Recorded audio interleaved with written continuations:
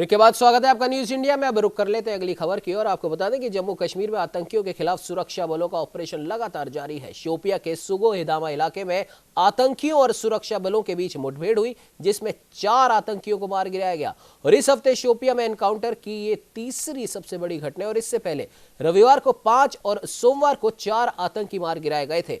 जानकारी के अनुसार जम्मू कश्मीर पुलिस की ज्वाइंट टीम, आर्मी की 44 आरआर और सीआरपीएफ ने बुधवार सुबह सुबह हिदामा में सर्च ऑपरेशन शुरू किया और इस दौरान आतंकियों ने सुरक्षा बलों की टीम पर फायरिंग शुरू कर दी। इसके बाद सुगो हिदामा गोलियों की तड़तड़ाहट से गूंज उठा।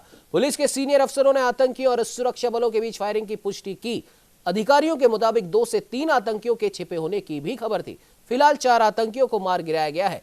साथ ही साथ हम आपको बता दें कि पुलिस के एक अधिकारी ने इसमें बताया कि दक्षिण कश्मीर में शोपिया के सुगु इलाके में आतंकवादियों की मौजूदगी की सटीक सूचना मिलने के बाद सुबह इस इलाके की घेराबंदी की गई थी और तलाशी अभियान चलाया था। आपको बता दें कि शोपिया जिले में बीते 4 दिनों में यह तीसरी मुठभेड़ है और सुरक्षा बलों के साथ मुठभेड़ में अब तक 12 आतंकी मारे जा चुके हैं। इससे पहले कल शोपिया जिले के ही पिंजौरा क्षेत्र में मुठभेड़ में 4 आतंकी मारे गए थे। आतंकियों के पास से भारी मात्रा में हथियार और गोला बारूद भी बरामद किए गए। तो वहीं जिले के रेबन इलाके में आपको हम बता दें कि सुरक्षा बलों के साथ रविवार को हुई मुठभेड़ में हिजबुल मुजाहिदीन के स्वघोषित कमांडर समेत 5 आतंकवादी मार गिराए गए थे।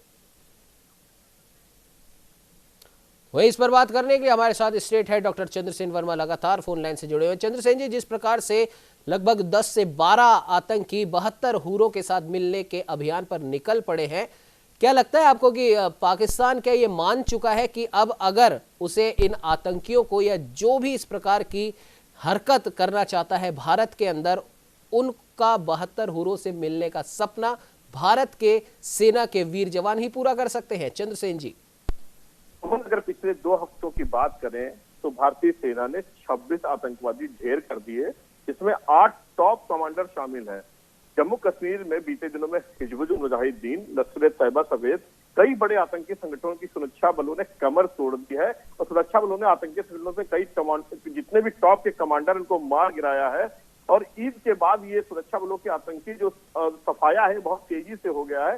15 दिनों में 26 आतंकवादियों ने सुरक्षा बलों से विभिन्न जो मुठभेड़ होंगे उसमें मार गिराया है और जिसमें बड़े बड़े आतंकवादियों के नाम इसमें शामिल हैं। और आज जो सुबह की घटना है उसमें जो मुठभेड़ चल रही है उसमें ये सूचना आ रही है कि 4 आतंकवादियों को मार गिराया। जम्मू कश्मीर पुलिस की ज्वाइंट टीम है, जिसमें आर्मी की 44 आरआर और सीपीआरएफ ने आज सुबह के हिदामा में सर्च ऑपरेशन का शुरू किया था। इस दौरान आतंकियों ने सुरक्षा बलों की टीम पर फायरिंग शुरू कर दी थी और आज सुबह दोनों ओर से ताबड़तोड़ गोलियां चली, जिसमें जो अभी तक जो सूचना आई है उसमें 4 आतंकवादी ढेर कर दिए गए हैं। उमंग जी बिल्कुल चंद्रसेन जी, आपने सही कहा। आप हमारे साथ बने रहिए। हमारे साथ आशीष कोहली, वरिष्ठ पत्रकार, जम्मू से जुड़ चुके हैं। आशीष जी, बहुत बहुत स्वागत है न्यूज इंडिया में। जी धन्यवाद आपका। जी आशीष जी, जिस प्रकार से लगातार ये तीसरी घटना है जिसमें भारत ने इन आतंकियों को मुंह तोड़ जवाब दिया और कम से कम इस तीसरी घटना के जो 4 आतंकी मारे गए उनको मिला लें तो कम से कम 10 से 12 आतंकवादी हम पिछले 4 दिन में मार चुके हैं। उसके बाद भी लगातार इस तरह की घुसपैठ जारी है। क्या कुछ कहना चाहेंगे आशीष जी? बिल्कुल, सबसे पहले तो मैं मुबारकबाद दूंगा जो सिक्योरिटी फोर्सेस को एक बड़ी कामयाबी मिली है, क्योंकि आज रात को लगभग 1 बजे से ये एनकाउंटर शुरू हुआ है जी। जब से आज सुबह तक अभी तक जो हमारे पास अपडेट आ रहा है, 4 का तो ऑफिशियल कंफर्मेशन आ चुका है कि 4 आतंकवादी मारे जा चुके हैं। एक सूत्रों के मुताबिक ये भी खबर आ रही है कि एक और आतंकवादी मारा जा चुका है। टोटल 5 आतंकवादी, लेकिन अभी हमारे पास जो सिक्योरिटी फोर्सेस है उनकी तरफ से 4 की कंफर्मेशन है। तो इससे पहले अगर हम बात करें तो कल ही director general of police Jammu Kashmir Dilbag Singh ji ने अपनी प्रेस कॉन्फ्रेंस में ये बताया था कि पिछले 24 से 36 घंटे के अंदर 9 आतंकवादी अलग अलग एनकाउंटर्स में मारे जा चुके हैं। तो अगर कुल मिला के बात करें तो अभी तक पिछले अगर हम 7 दिन का डाटा लें तो लगभग 13 से 14 आतंकवादी जो है यहाँ पर मारे जा चुके हैं। और ये एक बहुत बड़ी स्ट्राइक है आतंकवादियों के ऊपर, क्योंकि पिछले कल आप जानते ही हैं कि एक कश्मीरी पंडित सरपंच को भी साउथ कश्मीर में ही मार गिराया गया आतंकियों द्वारा। गोली चलाई गई उनके घर में आके और उसमें जो है एक शहीद हो गए कश्मीरी पंडित सरपंच जो कांग्रेस पार्टी से थे। और उसके बाद से ही जो है बड़ा जो है जो है छानबीन शुरू की गई है आतंकियों की, जिसमें ये 4 आतंकवादियों के मारे जाना भी एक बड़ी कामयाबी है सिक्योरिटी फोर्सेस के लिए। लेकिन अभी भी एनकाउंटर हम ये नहीं कह सकते कि कॉल ऑफ हो चुका है, क्योंकि अभी भी पूरा इलाके की घेराबंदी की गई है वहां पर। सबसे बड़ी बात यह है कि लगातार हमारे सेना के जवान, हमारे सिक्योरिटी फोर्सेस, इंटेलिजेंट के जो अफसर हैं, वो लगातार इस बात पर नजर रखे हुए ताकि इस प्रकार की किसी भी अप्रिय घटना से जिस प्रकार से अभी हम निपटते आ रहे हैं वैसे ही निपटा जाए और हमारे जो जम्मू कश्मीर के जो लोग हैं जो वहां पर रहते हैं उनको किसी भी प्रकार से कोई नुकसान ना पहुंचा सके आतंकी। फिलहाल आप दोनों का ही इस खबर पर जुड़ने के लिए बहुत बहुत धन्यवाद। बढ़ते अगली खबर की ओर, जहां बंगाल में सियासी तापमान लगातार चढ़ा हुआ है। आपको बता दें कि गृह मंत्री अमित शाह के वार पर तृणमूल कांग्रेस ने पलटवार किया है। पार्टी ने ममता बनर्जी का एक पुराना फोटो शेयर कर अमित शाह को पुरानी घटना की याद ताजा कराई। ट्विटर पर टीएमसी ने अमित शाह को भारत की समावेशिता के लिए एक बड़ा खतरा बताया। टीएमसी ने अमित शाह पर पलटवार करने के लिए ममता बनर्जी का एक फोटो शेयर किया जिसमें ममता कोलकाता में ईश्वर चंद विद्यासागर की मूर्ति को स्थापित करती नजर आ रही हैं। टीएमसी ने ट्वीट किया कि अमित शाह जिन्होंने खुद इस देश की समावेशिता को खतरे में डाला, वो बंगाल की संस्कृति को फिर से स्थापित करने की बात कह रहे हैं। क्या उन्हें याद नहीं वो ममता बनर्जी ही थी जिन्होंने विद्यासागर जी की मूर्ति को फिर से स्थापित करवाया था। आपको बता दें कि मंगलवार को एक वर्चुअल रैली में गृह मंत्री अमित शाह ने ममता बनर्जी पर निशाना साधा था। अमित शाह ने बंगाल में राजनीतिक हिंसा का कारोबार फलने फूलने का आरोप लगाया। उन्होंने कम्युनिस्ट और तृणमूल के बाद भाजपा को एक मौका देने की अपील की। गौरतलब है कि पिछले साल लोकसभा चुनाव प्रचार के दौरान कोलकाता में अमित शाह का रोड शो हुआ था और इस दौरान विद्यासागर कॉलेज में लगी ईश्वर चंद विद्यासागर की मूर्ति को उपद्रवियों ने तोड़ दिया था, जिसके बाद टीएमसी ने घटना के पीछे बीजेपी को ही जिम्मेदार ठहराया।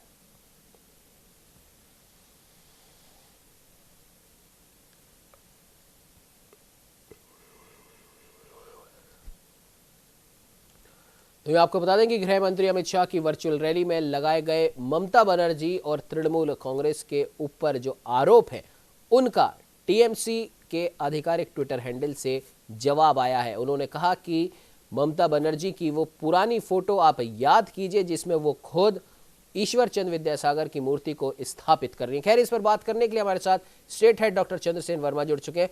चंद्रसेन जी, हालांकि टीएमसी ने आरोप का जवाब देते हुए ये तो कह दिया कि वो ममता बनर्जी ही थी जिन्होंने ईश्वर चंद विद्यासागर जी की मूर्ति को स्थापित किया था, लेकिन वो ये भूल गए हैं कि जब अमित शाह का रोड शो कोलकाता में हुआ था, पश्चिम बंगाल में हुआ था, तब वो टीएमसी के ही कार्यकर्ता थे या उन्हीं के द्वारा भेजे गए लोग थे जिन्होंने उन्हीं ईश्वर चंद विद्यासागर जी की मूर्ति को तोड़ दिया था, जिसकी आज टीएमसी के कार्यकर्ता या टीएमसी के इस आधिकारिक ट्विटर हैंडल से दावा किया जा रहा है। क्या कुछ कहना चाहेंगे चंद्रसेन जी? उमंग, बंगाल में सियासी तापमान चढ़ चुका है और जिस तरीके से कल अमित शाह ने मीटिंग करी थी और लगभग 65,000 अपने कार्यकर्ताओं को संबोधित किया था, लोगों से बात करी थी, जिस तरीके से वर्चुअल तरीके से और डिजिटल तरीका भारतीय जनता पार्टी ने अपनाया है लोगों से संपर्क करने का, बिल्कुल साफ है कि कोरोना संक्रमण के दौरान लगभग 3-4 महीनों से कोई पॉलिटिकल मीटिंग किसी भी पार्टी की नहीं हो पाई थी और चूंकि चुनाव भी नजदीक ही आ रहे हैं, इसको लेकर के भारतीय जनता पार्टी ने कमर कसी हुई है और तरीका डिजिटल अपनाया है क्योंकि लोगों के बीच में नहीं जा सकते, सोशल डिस्टेंसिंग को फॉलो करना है, उसको लेकर के सारी सियासी पार्टियां वहां पर बौरा गई हैं। और एक जो अमित शाह ने जो कल बात करी थी उस पर तृणमूल कांग्रेस की ओर से एक जवाब आया है। उन्होंने एक बहुत पुरानी एक फोटो उस पर अपने ट्विटर पे डाल दी है और ये कहा है अमित शाह से कि ये पुरानी घटना को आप देखें, आप इसको ताजा करें और उन्होंने कहा कि आप याद करें कि जब वो विद्यासागर जी की मूर्ति को दोबारा किसने स्थापित किया था, वो ममता बनर्जी ने ही स्थापित किया था।